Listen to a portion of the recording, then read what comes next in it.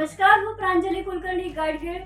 એશિયાના સૌથી જૂના અખબાર મુંબઈ સમાચારના ડિજિટલ પ્લેટફોર્મ પર તમારું સ્વાગત છે. એક નજર અત્યારના મુખ્ય સમાચાર પર.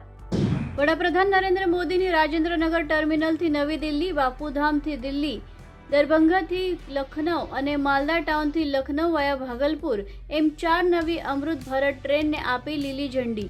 વડાપ્રધાન નરેન્દ્ર મોદીની બિહારના મોતીહારી ખાતેથી 7,200 કરોડથી વધુ રેલવે, જમીન વિકાસ, મત્સ્યપાલન અને આઈટી સાથે જોડેલા વિકાસ કાર્યોનું અને શિલાન્યાસ લોકાર્પણ કર્યું. ભારતીય ગ્રાન્ડ માસ્ટર અર્જુન ઇરિગાઇસી લાસ વેગાસમાં ફ્રી સ્ટાઇલ ગ્રાન્ડ સ્લેમમાં સેમીફાઇનલમાં સ્થાન મેળવનાર પ્રથમ ખેલાડી બન્યા.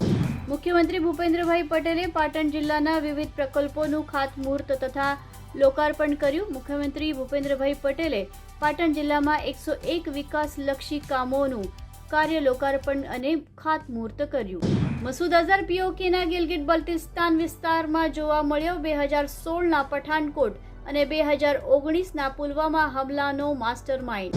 મુંબઈમાં ઓલા અને ઉબરની હડતાલને કારણે ચોથો દિવસે પણ મુસાફરો અટવાયા છે. ઈડીએ છત્તીસગઢના ભૂતપૂર્વ મુખ્યમંત્રી ભૂપેશ બઘેલના પુત્ર ચૈતન્ય બઘેલની છત્તીસગઢના દુર્ગ જિલ્લાના ભિલાઈ શહેરમાં તેમના નિવાસ સ્થાનેથી કથિત દારૂ કૌભાંડ સંબંધિત મની લોન્ડરિંગ કેસમાં ધરપકડ કરી છે. પિતા પુત્ર જ્યાં રહે છે તે તેમના ઘરે તાજી દરોડા પાડવામાં આવ્યા બાદ prevention of money laundering act હેઠળ તેમની અટકાયત કરવામાં આવી હતી. ઠાણે જિલ્લામાં નોકરી વાંચકોને 23 લાખ રૂપિયાનો ચૂનો ચોપડવા બદલ 3 વિરુદ્ધ ગુનો નોંધાયો. આરોપોમાંથી એક, જેણે પોતાની ઓળખ રેલવેમાં ક્લર્ક તરીકે આપી હતી, તેણે ફિરિયાદીનો સંપર્ક કર્યો અને તેના પુત્ર અને અન્ય 2 વ્યક્તિઓ માટે ક્લાર્ક અને ટિકિટ ચેકર તરીકે નોકરી આપવાની ઓફર આપી હતી. 80થી વધુ દિલ્હી અને બેંગલુરુની શાળાને બોમ્બની ધમકી મળી. ખોટી ધમકીઓ જેલ અને દંડ તરફ દોરી શકે છે.